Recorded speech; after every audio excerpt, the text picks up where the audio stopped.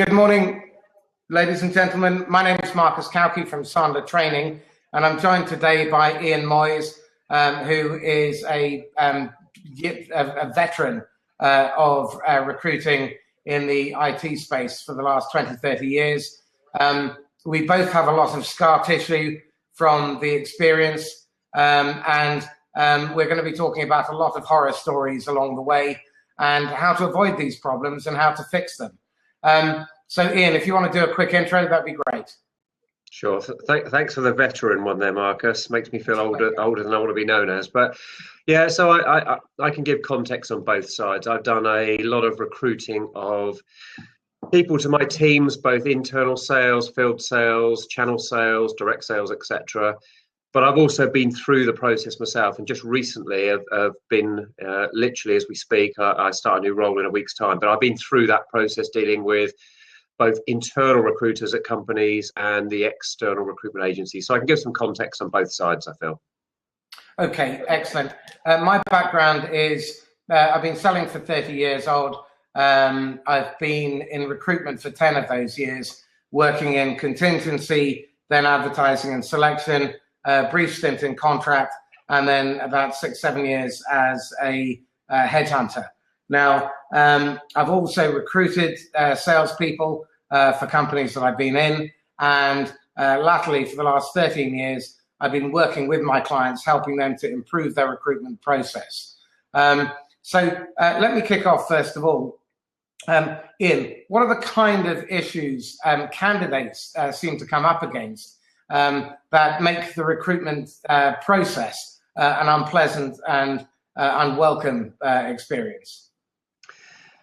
So I'm going to talk from my own first-hand context, I guess, and some of what I've heard from other people saying to me in comparison. But what I've seen is, as a candidate, not knowing where you stand in the process. You can ask all the questions in the world, but not being kept informed, companies not getting back to you. What I particularly found is the larger blue chip organizations I found are very poor at having engagement with the candidate on what for them seems to be a long process. I've had several where I've asked the steps, do all the qualification things you'd expect of someone to do in a sale. What are the steps? Okay, it's A, B, C, that's who you're going to speak to. And in doing so, I've had very good feedback, qualified the feedback at the end, and then it seems to go into this bottomless pit. And sometimes I've heard that's because what they want to do is, well, we want to get contrast. You were the first in the process. We think you're a great candidate, you could do the job, but we want to go through another 9 people anyway.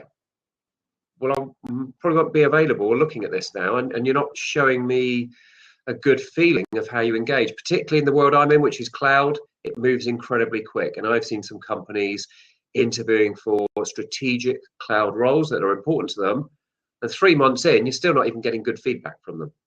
It's too slow. Understood. And it's not respectful to the candidate. When I was recruiting, I was recruiting for one of the big 4 management consultancies, and we had to fill 40 vacancies in 3 months, which was a hell of an ask. And we experienced exactly the same problem because the client insisted on working at their pace rather than recognizing the fact that it was very much a candidate-driven market. And so we were interviewing probably 5 candidates for every single post. And that was after the pre-selection. So a hell of a lot of work went into it. And we were losing great candidates because they were taking so long. And in reality, most people want to hire A players or good, solid B players who have A player potential. And if they don't respect the candidate, if they don't communicate, and the other thing is if they don't communicate with disarming honesty about what the role really looks like, then my suspicion is that they're going to really struggle to get the best candidates on the market. Putra, I'm not sure whether you intended to be on the debate, but I've invited you in anyway. So if you're there in the next 30 seconds, then I'll cut you off. Because otherwise, so you talk about risk management. There's a lot of just now I was trying to check out. Hello? What was it? No. Okay, you didn't mean to be there. Fair enough. Sorry about that. Okay. So the challenge I think with recruitment is that people don't understand that it's a mutual activity.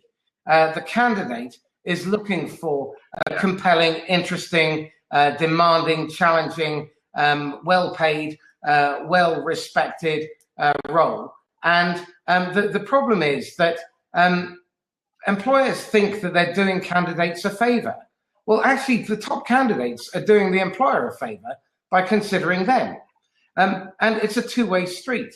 In fact, an interview that the employer leads, I think, is probably a demonstration, certainly in a sales environment, that you're looking at the wrong sales candidate. Because I think this is a sale.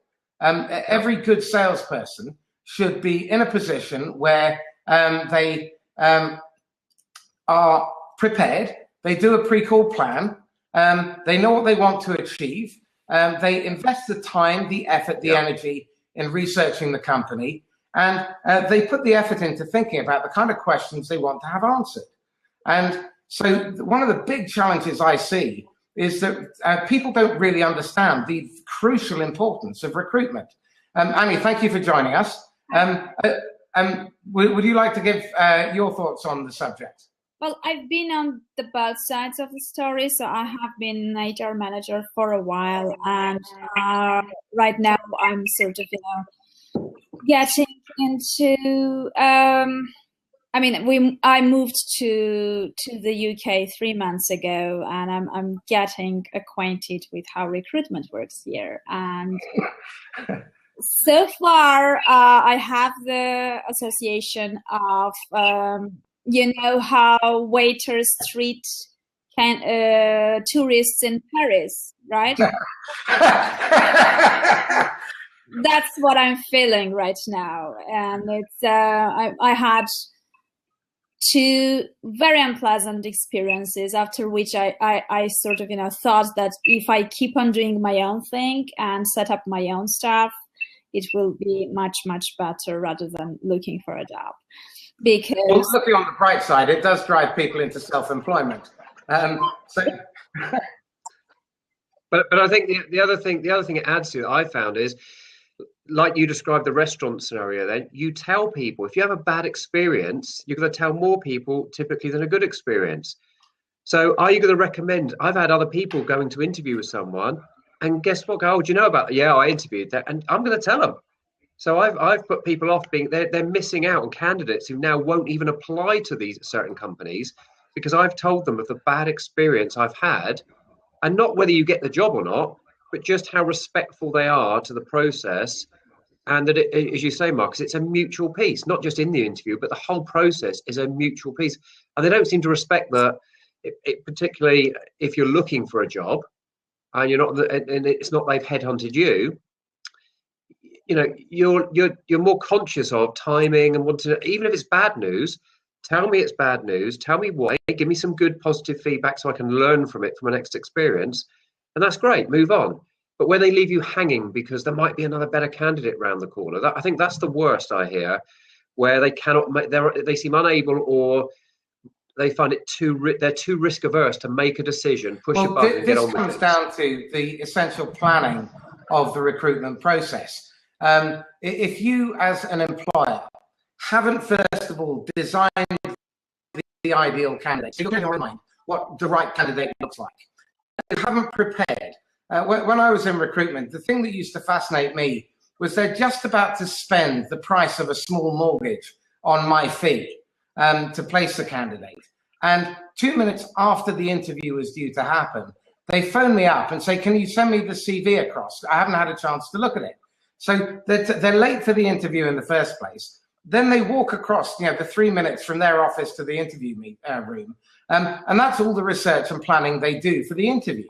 Why would anybody be willing to waste so much energy and time on something so crucial? Because recruitment, I believe, fundamentally is the single most important role any manager has. And certainly in sales, they should be constantly recruiting. The ABR always be recruiting. They should be interviewing at least one candidate a day, every working day of their working life. Because if you think about it, filling a senior sales role is going to take, 12 to 16 weeks. typically. Now, that's 12 to 16 weeks where you don't have anybody on the territory. Now, if they're meant to be making £100,000 a month, that's £300,000 to £400,000 that's just wiped off your top line. Now, add to that the fact that they then have a notice period. So that might add another month or 3 months. So it could be 6 months before you've actually filled the vacancy in that territory. Meanwhile, your competition has come in and they're chopping away at your customers because your best customers are their best prospects. And you can look at this in virtually every key area of any business, whether it be in HR, whether it be in finance, whether it be in software development, channel management. It doesn't make any difference. If you are not focusing on keeping that pipeline filled, I believe a manager's job, the equivalent of prospecting for new leads, is a manager's job of prospecting for new candidates so that they can build a people bank.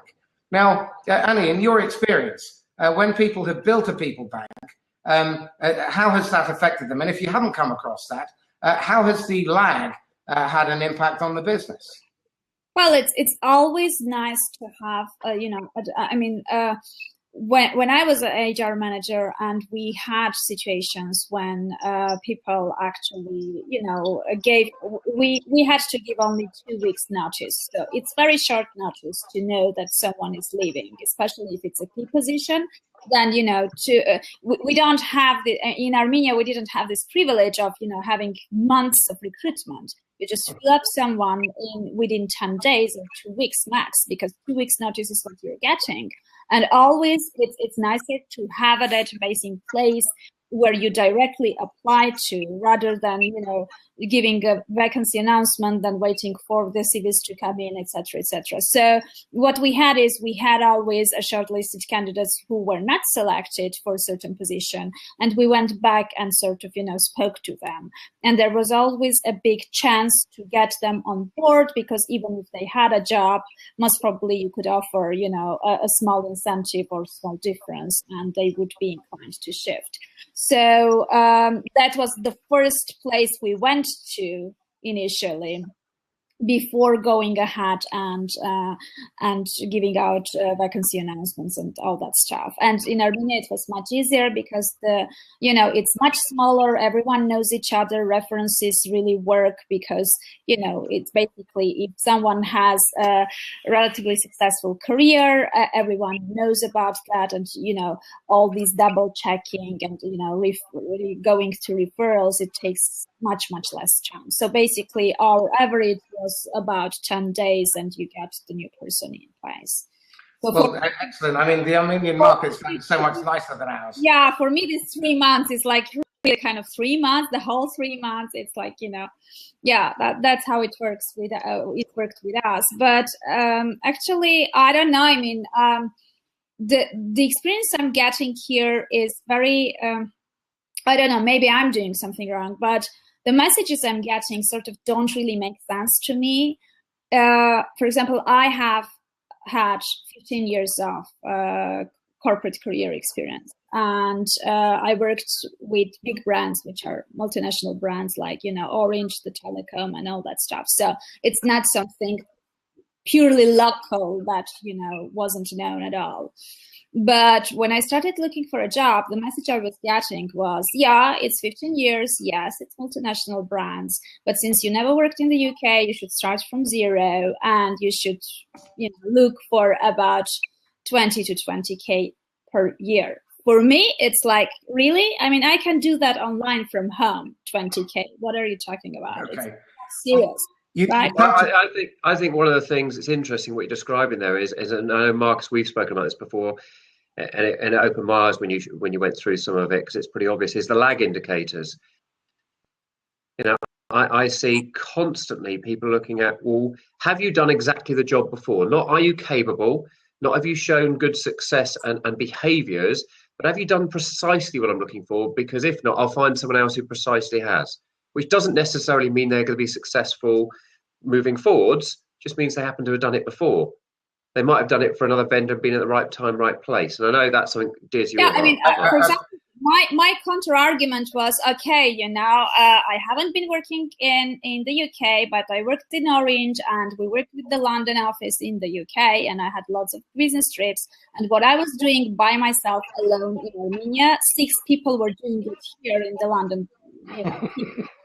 So obviously, and here everyone is really niche in their job positions. Like, when they are asking me what did you do, I mean, we basically cover the whole thing. Like, for example, if I'm working with sponsorships, it means I'm developing the strategy, I'm coming up with projects, and I'm implementing those projects. So it's like the whole spectrum from start to finish. And if you implement the 360-degree sponsorship project, it means you are involved in the events, in the digital campaigns, in everything, ATL, BTL, everything. So it's very difficult to explain these people that, I don't really have this niche experience because I've done it all. Because that's how we work. Okay, Annie, we're having trouble hearing you, I'm afraid. I'm going to lock you out for the second and then log back in. So if you want to continue, yep. Okay. Ian, you touched on this. The challenge here is focusing on leading rather than lag indicators. And bluntly, it's lazy recruitment practice. It's very easy for a recruiter or an HR manager to say, these are the keywords I want you to search for, on the basis that they have the historical experience, the skills and the previous results. But what those tell me is that Ian used to be good up until the moment he posted me his CV. It doesn't tell me whether he will work out. The things that determine whether Ian will work out are his attitudes and beliefs about his marketplace, the company, the products, the competition, his role. So if you have attitudes that are self-defeating in sales, for example, you're uncomfortable talking about money, you put the customer on a pedestal, you're uncomfortable about the whole profession of selling, then chances are you will find ways to not be one of those people, and you will self-sabotage. Cognitive ability. Cognitive ability is all about your ability to bounce back, to adapt, to learn on the hoof, to adjust to the current environment. Now, that's way more important than whether someone can fill out Sugar CRM or whether they know how to put together an expense report. And the most important thing of all is habit. What you do repeatedly in the past, you will do repeatedly in the future. If you're a smoker, a nose picker, if you're a serial prospecting avoider, then those are habits. And chances are, if I hire you, you'll repeat them. So when I'm looking for salespeople on behalf of my clients now, I'm always looking for ambition and drive. I want them to have ambition and drive. It's a belief system. I want them to take personal responsibility. I want them to take action. I want them to have a prospecting habit, a risk-taking habit. I want them to take the risk of doing something rather than sitting there paralyzed, waiting to be told what to do. I want them to have a control and close habit. I want them to be coachable so that they can adapt on the hoof. They need to have curiosity. But I think that I think what happens, Marcus, from what I've seen, I think what's happening is it's the de-risking. I've watched this in the meetings, etc., and a lot of the weight seems to be on de-risking it for the hiring manager. That this person may be a great candidate, but if I tick these boxes and they fail, they've been in the same sector or they work for a competitor or whatever, and they fail, then I've got the excuse bag ready. Whereas if I hire someone who demonstrates good selling ability, but they don't know our technology, they've come from a different area of the market or a different sector, and I've hired people before who have done extremely well because they just blow me away, but they didn't have the history of the experience in the particular sector I was bringing them into. For example, I worked in CRM. Did I hire people who'd never sold CRM before or a like business application? Yes, because I could see the behaviors in the interview process and how they acted, not what they'd done before. There was indication of what they'd done before. I do look at tenure, for example. If someone's been in a role, if I had 5 jobs all 9 months in a row, that's an alarm bell for me. But if you had a blip, if they've had a blip, yeah, but I'm not too worried. But what I'm looking for is, do they behave like a salesperson? Do they have confidence? Do they give me the confidence they're going to be able to do this role? They're going to have to learn stuff.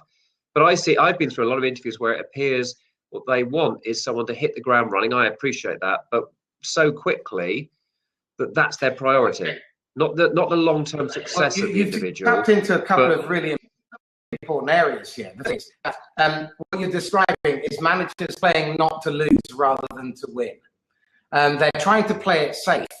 In doing so, they will only attract people who fit that very narrow model of, have they worked in my industry before? Have they sold a similar product before? Now, that then raises another really interesting question. How long does it really take to understand a product?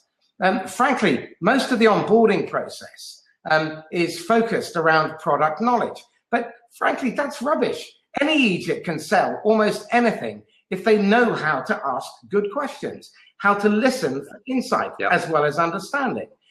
If they know how to put a territory plan together, if they understand that people don't buy the product, they buy a fix to their problem. So one of the huge problems that I see is just people wasting so much time on the wrong end of the problem.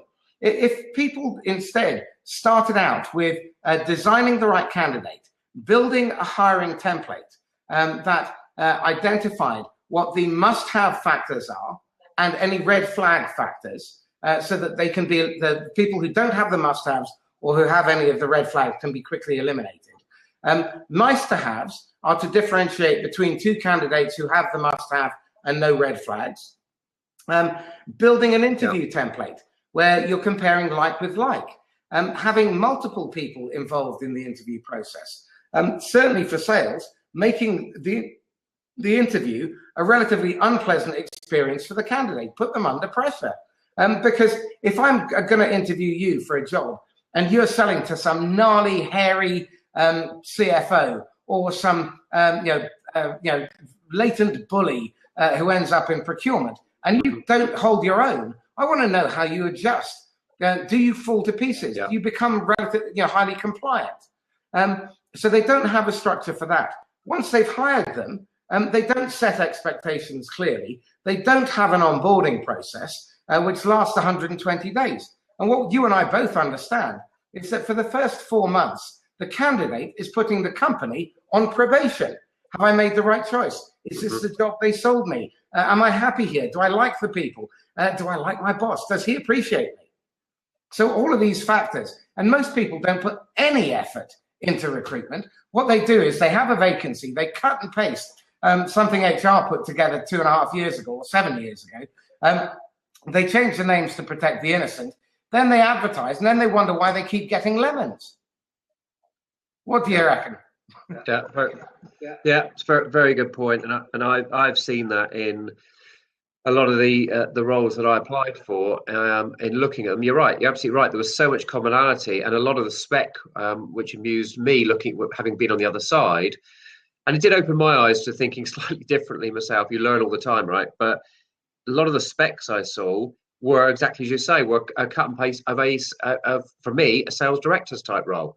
It was to expect you to manage people, manage the pipeline, do this, report this on the KPIs, do this, do that. Okay, I get that's got to be in there somewhere, but where's the different bit that's relative to why this role's exciting, or what your culture is, or what you want from them differently that you believe in, that differentiates me looking at 5 job roles that says this one sounds more. Look, you're right. There's a lot of blatant. I don't know whether they've cut and pasted from other roles internally, or they've just gone and looked at one on the net. But where it's just stuff, well, like, of course you're going to expect that. Like, of a salesperson, we want someone who manages pipe, does this, does that. Okay, well, anyone can apply for this role then. I don't think they know what the key indicators are. And I've actually had some where I've interviewed and said, well, we need to see others because we're still trying to shape the role and what we want. You're interviewing people to get their value and their time to help you shape what you want. Well, this then comes to my next point, which is you design the role. You design the ideal candidate. You're clear about what you want them to achieve over the next 1, 2, 3, 5 years. You are looking for somebody who can achieve those objectives. Now, how they go about doing it may vary according to the approach that they take, their own background and experience, the changing market conditions. And one of the biggest challenges that I see is that people are lazy about recruitment.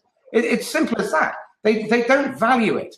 They don't see it as the single most important issue that any manager faces. And they do it as a reaction. It's simply a firefighting exercise to justify a panic response. And instead of really thinking about it well in advance, I was talking to one of my clients.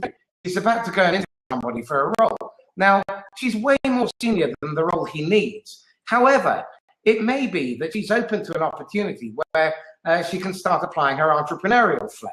So we were thinking through what would the role actually require? What does the business require today, in a year's time, in 2, 3, 4 years' time? What's her career path? What's involved in her achieving those objectives? How will she be measured? And all of this kind of stuff, which generally doesn't happen. What normally happens in recruitment, to be perfectly blunt, is when I was a recruiter, I used to be fascinated. We'd go to major corporations and they'd give us a 7-line brief on a 70, 80, 90,000 pound basic salary job. And then we went off and we found somebody who'd sold ERP or chipsets or CRM or whatever it happened to be.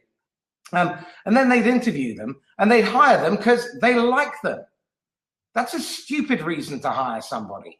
I mean, ultimately, you're going to have to get along. But one of the big problems is that most managers hire in their own image only weaker. And so you end up with a team that's skewed towards the manager's style, but they can't sell to 88% of the marketplace. And then they wonder why they're not hitting target. Have you experienced that? Yeah, and I prefer it when the role that I'm about to join, and for example, went through the process, but then there was 4 people in the room of different leadership positions, and it was the business leadership, and there was different contexts, and it was good. And some of the questions, because they didn't all come in at the same time, were asking the same question. So it gave them, it was good, whether they did that on purpose or not, it gave them a sanity check. Was I consistent? You know, you're not going to take word for word, but are you genuinely telling a story about a deal you'd run or handling an objection consistently? And are you also, it's good to see, can someone manage a room with those people in? So, but often you're right, I've seen it where it's a one-to-one scenario and they're also quite short. I've had it where I've managed to close them down in 30 minutes. Yep, you could do the role, I'll give you a recommendation, tick.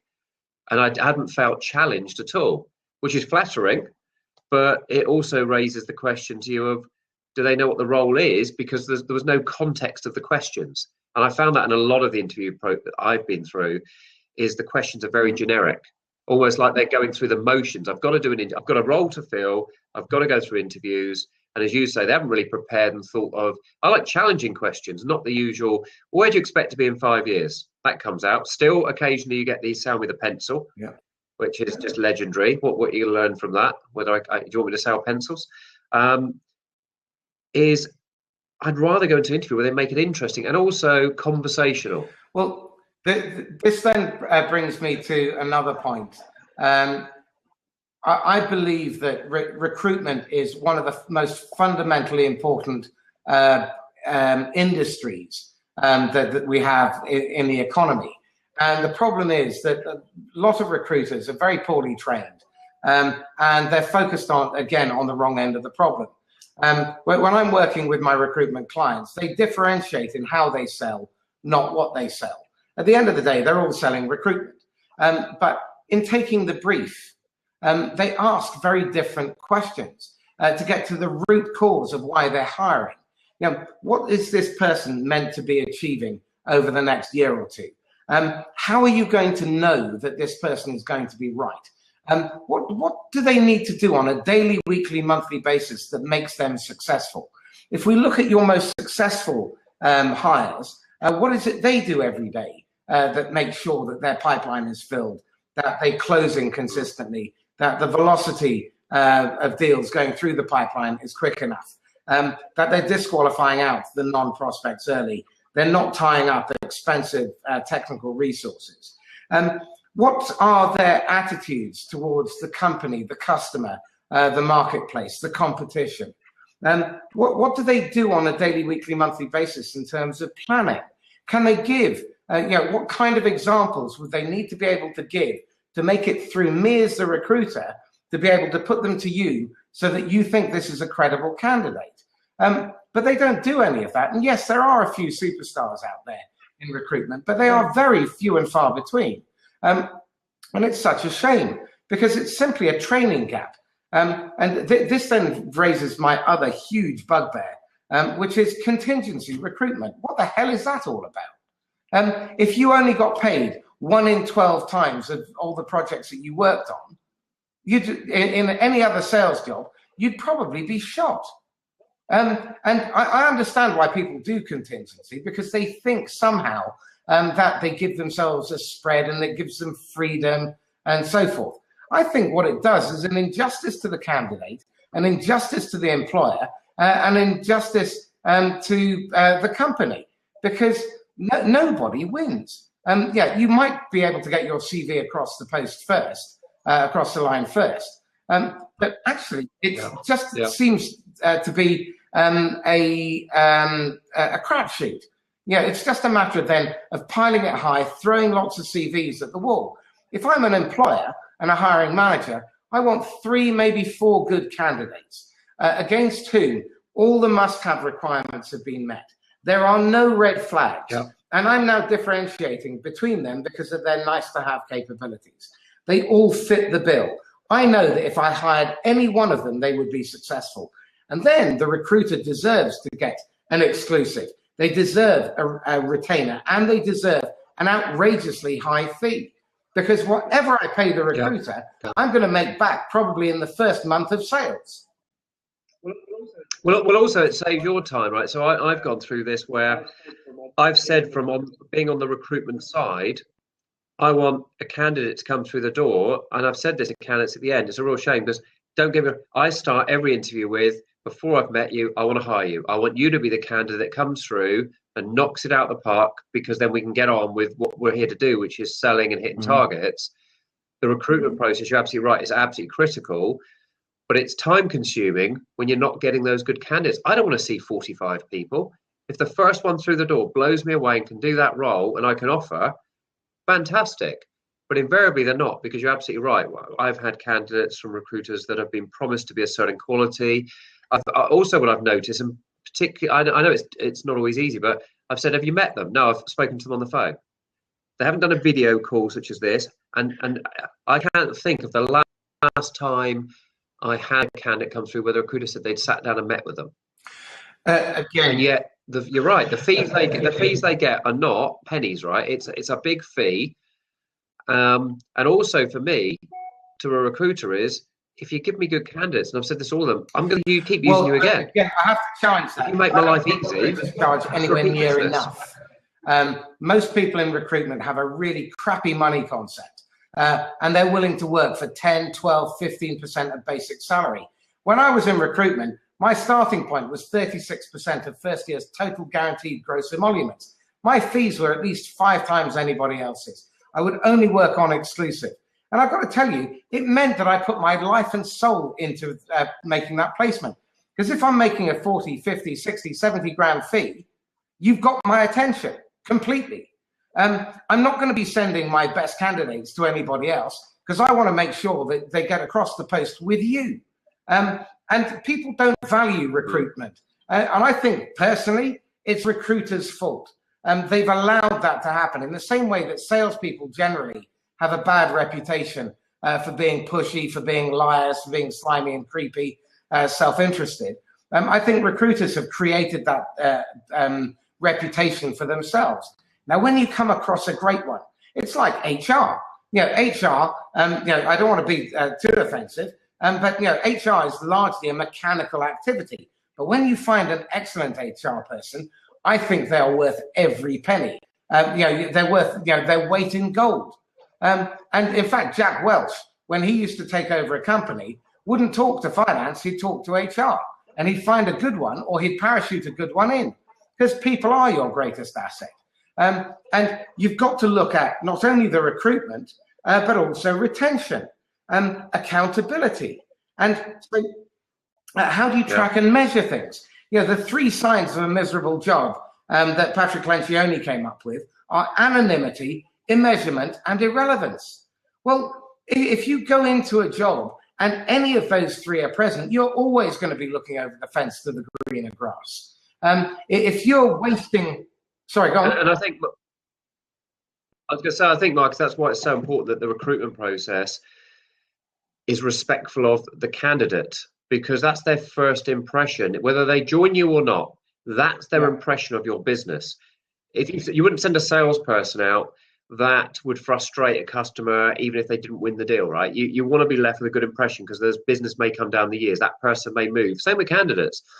The candidate may end up working at a business that deals with you. They may end up working at a business you acquire. They may end up working at a business partner of yours. Or, as I mentioned earlier, speaking to other people who become candidates of yours. Wouldn't you at least want them going, no, I didn't get the job, but they seemed a great company, and give good feedback about it because of the process you put them through. And I've said to people, and I always do this with candidates, is give them honest, constructive feedback. The number of times I've been through an interview and either had just a good feedback at the end, or as best you can get, and close them down onto. I always ask the old, 1 to 10, how would you rate me? Or is there any reservation about my ability to and suitability for the role? So, to get feedback. But when you get neutral or good feedback, and then later hear through a recruiter, but they didn't think you were good at this. Tell the candidate, give them a chance to handle it and see how they react. They may have a good answer. But if not, they're going to learn from the process. And I've had candidates who said, do you know what? No one's ever told me that. And I context it to them with, I have an opinion, so you don't have to agree with the opinion, but I want to give you the feedback. It's up to you how you use that feedback, but at least I'm going to give it to you. And many of them have said to me, do you know what? It's really useful. No one's ever told me that. And now you say it, I could see how that could come across. And some of them have had very good answers, but they haven't realized something they've said or how they position something is putting them in a bad position. So some of them, I've had many thank me after they've gone into another role. I think it's the employer and the recruiter's job to be disarmingly honest. And when you're talking about the job, talk about it warts and all. I've had a couple of jobs where it was described to me, I went into it, and it bore no relation to anything that I'd been sold at interview. And more to the point, they'd hidden all the rubbish stuff. They didn't tell me about how difficult it was to try and get anything decided within the company, for example, or how tough it was working the accounts that I was given. And they said, oh, you'll have no problem, blah, blah, blah, blah, blah. But again, that was partly my naivety, and I take responsibility for that. But I think that, I believe, let me rephrase that, I believe that it's everybody's job to be disarmingly honest. If I go into if I were going into an interview and it was for an ERP vendor, I would lead the interview by saying, Ian, before we get started, can I ask you, the fact that I've never sold ERP, is that going to be a deal breaker? I want to know about those objections up front. And it's a good point, but realistically, they shouldn't be saying yes, right? Because they shouldn't have taken your time to come into that interview. That's another frustration I've had. The respectfulness of the candidate has to travel, sometimes a great deal of time, right? And at their own cost. And that's in a whole interesting dilemma that no one looks to cover candidates' costs for the process I've seen. I've had a couple that have done it, to be fair, but majority. So candidates are taking the time out, often time off if they're working, the cost to get there if it's the city, all that. There's a fair amount of cost of time and effort and monetary cost. So you can at least be fair to them and give them good respect and remit back. And you're absolutely right. I've had people who just don't do that. I was tempted to give particular examples there, but I'll hold back. But companies that really eat the time of lots of candidates, they'll have 10, 15 people come through, and then say, well, we need to think about it. Another 2 or 3 months pass. Hang on a minute, all the time you're taking of these candidates. And yet, in reflection, when they go through an RFI, they get frustrated at a customer putting them through the mill. Then this raises the question, first of all. Well, the first thing I want to say is that bad recruitment is bad branding. It's bad marketing. And reputation damage, without question, occurs on a regular basis. And your shop window is the way the recruiters deal with the candidates in the first place. Then their experience of going through your internal recruitment process. So marketing needs to be involved in this discussion, I believe. And the chief exec needs to be involved in this discussion as well, because at the end of the day, it does damage shareholder value. Now, well, I also think, just for 30 seconds to give you some credence and other trainers, there needs to be some training. There needs to be some training on how to do the recruitment process. And I've joined businesses before where they've been large and asked, well, what's the onboarding process here? So what I've chosen to do is pull someone existing manager in, because as a new person coming in, how am I in a position I can recruit based on historical, but I don't know the environment here. I don't know, how am I supposed to do that? Can I get is there anything someone can walk me through and train me on No, you just get on with it. Well, really? So I don't think there's enough training, and a lot of managers I've been to, I would doubt they've ever had formal training on how to behave and how to make an interview the most productive for both sides. Funnily enough that you should mention that, so thanks for the accidental plug. On the 5th and 6th of May, I'm running a 2-day boot camp, which is how to make right hires first time, every time. Okay. Because one of the problems that I see is that candidates are often very good at interview. The one thing they can sell is themselves. So they appear like James Bond, but the minute they're on payroll, they turn into Mr. Bean. Now, the danger is that people will keep doing what they've always done. In fact, funnily enough, Firefish Now have just come up with the same comment. If you do what you've always done, you'll get what you've always got. The reality is that there is no training. The interviews are atrocious. They don't actually get to understand whether the candidate will work out. Because what they're trying to do is get that surface level symptomatic information. 3 great questions that every candidate should ask an employer. The first one is, let's pretend you've hired me. We're at my annual review 12 months from today. What do I need to have achieved between now and then for you to say, thank God we hired you. I wish we could clone you 12 times. Okay, that's question 1. Question 2, what are the 3 things that I must do every day that will enable me to be successful in your role? And the third question is, what are the 3 things that I must never do, or I'll end up getting a P45? Yeah. Now, I'm not interested in things like gross misconduct. I'm interested in terms of behavior, avoidance behaviors, that kind of stuff. Now, the mistake so many people make is they think that the interview is the purview and the domain of the hiring manager. It isn't. A good interview candidate will seize back control by asking questions, and don't go prepared with the usual cruddy questions like, how many days holiday do I have? Okay, things like, tell me this, what's the single hardest thing that you face in, or the person taking on this role will face on a daily basis? What will prevent us from being successful? Let's assume we work together. What is it you need to see from me in the first 90 days that tell you I'm going to work out? Yeah? And ask some tough questions. Yeah. What is it that I need to do to help you, to support you achieve your objectives? And I've used some of that, Mark. And I've used some of that, Mark, because I know we've sat down before, and I've used some of that, and it's really good context for the way the meeting goes. And you're right, I've had some people say, that's a really good question, and I had to really think about it. So it puts you in good place as a candidate, but it also gives you the colour of the person or people you're interviewing with, how it gives you a better feeling for them. Do they know the answers, or do they not have good answers? What I've been asking, what are the top 3 challenges? I've twisted yours slightly. What are the top 3 challenges the business has in the next 12, and 18 months, or the division in the larger corporates that we need to that are challenging you or keeping you awake at night. And they should be able to rattle those off quickly, right? And also it exposes their honesty, I think, because that's well, two very points good points. Are they prepared and are they honest? And what have they tried to do about it already? Have they tried to fix this problem? Okay, what's worked, what hasn't worked? Why does this role need to be hired for? Why aren't they hiring a different role?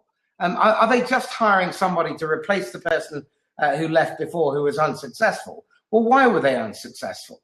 And very few managers really put that kind of thought into this. If you're spending an hour interviewing, my recommendation is three hours of preparation.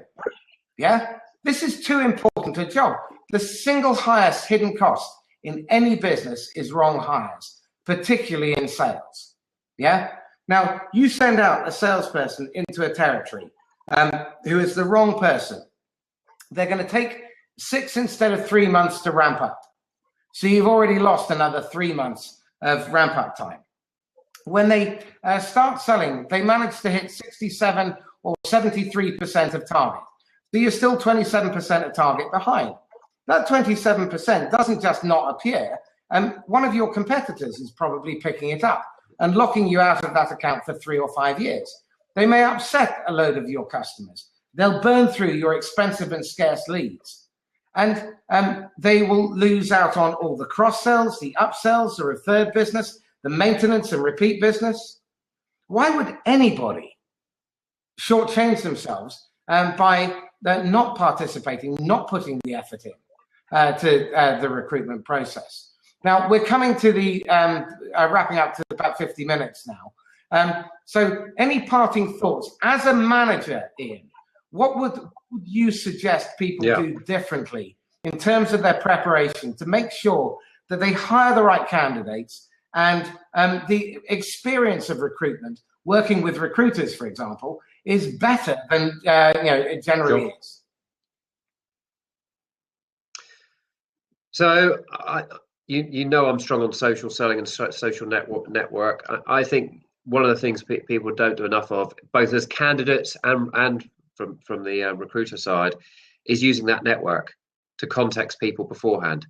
And I've done this. It's not always there, but seeing who they know, where have they worked before, and reaching out to someone else before you engage with that customer or that individual or their CV.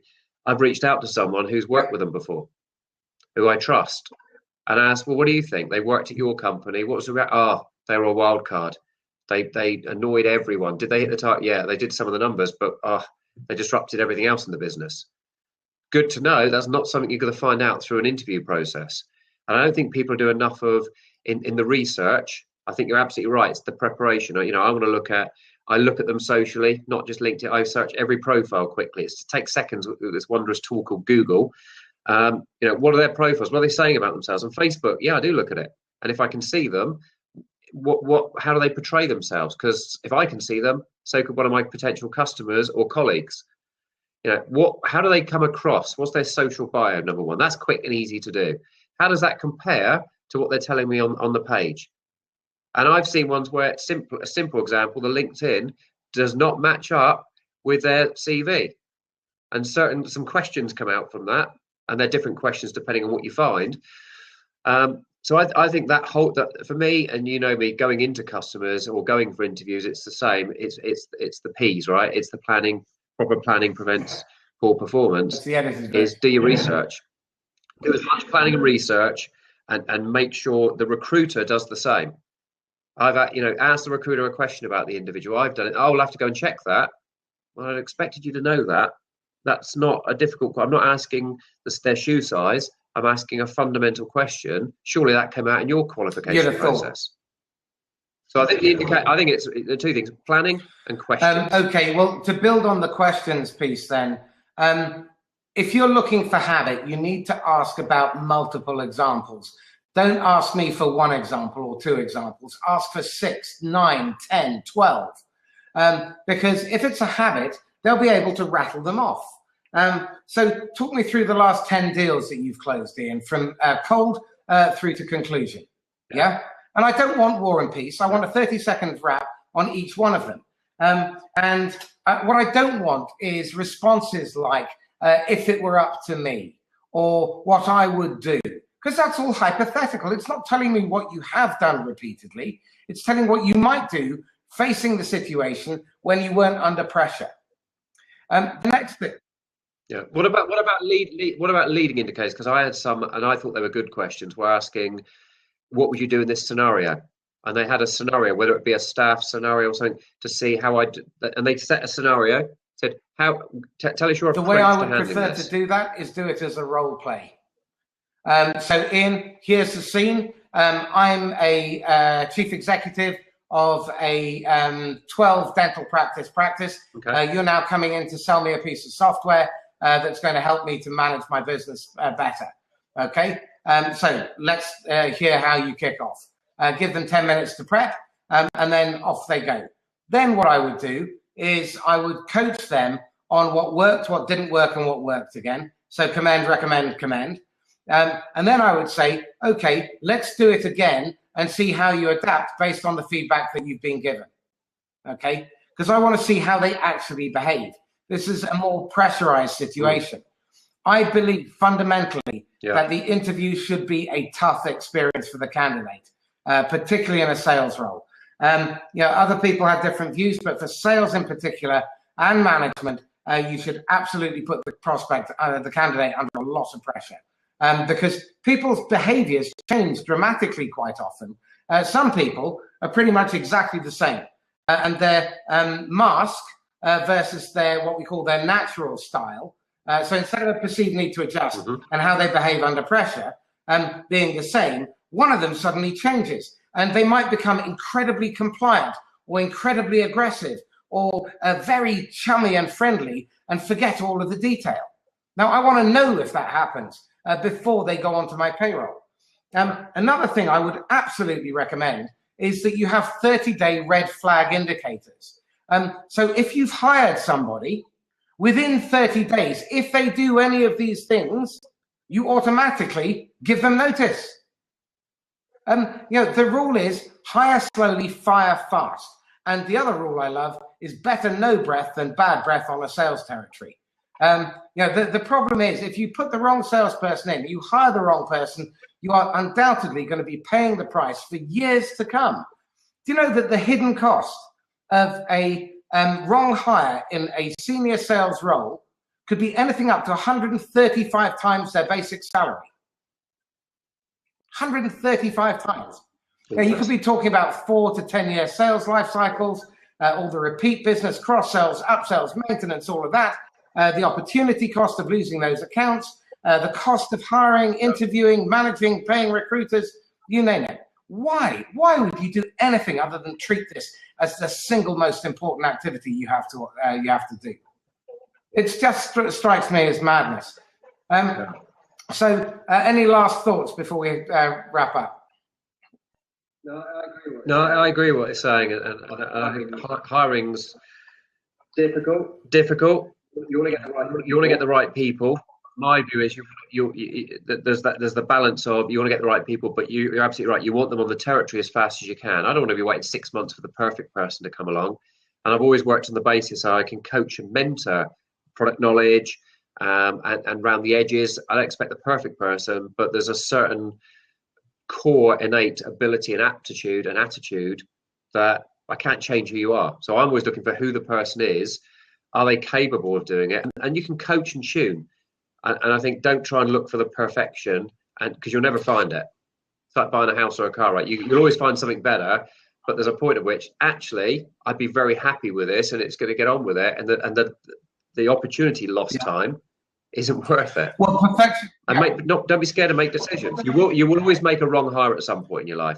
That's the fact. You can't be perfect, but make decisions and live by them. Absolutely. I mean, don't look for perfect. Look for excellent. And look for people with the growth potential. Don't try and hire the absolute superstar who can do everything because they won't have any room for growth. They'll get bored and they'll look for another job within 6 to 12 months. So find someone who can grow into the role. Last night I was at a networking dinner with one of my referral partners, and he was saying his daughter-in-law is very savvy and a bit of a risk taker, and she ended up getting a job. And 6 months in, she said, "So, Peter, tell me, what's a channel manager?" I said, "Why do you ask?" And said, "Well, I've got to put a strategy together." And she was hired for doing a channel management job. Now, she seems to have managed to get away with it for the first 6 months. They spent the next 3 days putting together a plan. And as a result of that, she ended up surviving. And she's now traveling first class and business class all over the world. So again, don't be afraid to hire somebody who can't necessarily do the job now. Find someone who is really hungry, who wants it, and who has the aptitude to grow into the role, so that they stay with you for 2-3 years, maybe even longer. Look at some. More than that, Marcus. I've been lucky enough to have some people who've worked for me 2 and 3 times in different roles during my career. You hire and mentor the right people, and you give them that opportunity. I think it comes back as a wrap-up point, I want to to just finish on this. The manager's job is to recruit the best people and then to coach, train, and mentor them. If you think managing is your job as a manager, you're an ass. Managing should be 3% of your activity. If you recruited the right people in the first place, you wouldn't have management problems down the road. Yeah. And your job, once you've hired the right people, is to help them do their best work. It's to clear the path. It's to hand over all of your accounts. It's to coach and train and mentor them, deal midwife them, so that they're maximizing their commission and they're having a great time doing it and they're learning. And they will become incredibly loyal as a result. I can still remember my 2 best bosses, and I look back on them with enormous fondness because they gave me the opportunity to fail. They allowed me to express my creative streak within the sales process, but they coached and mentored me, and they took no guff from me. They challenged me. There were consequences for not doing what I said I was going to do, and they held my feet to the fire, but that wasn't the be-all and end-all. 97% of what they did was training, coaching, and mentoring. Excellent. Ian, we've pretty much reached the end of our welcome. So thank you very much. Cool. I hope you found this useful. Please give us feedback on, we're going to post this on LinkedIn, Twitter, and Facebook.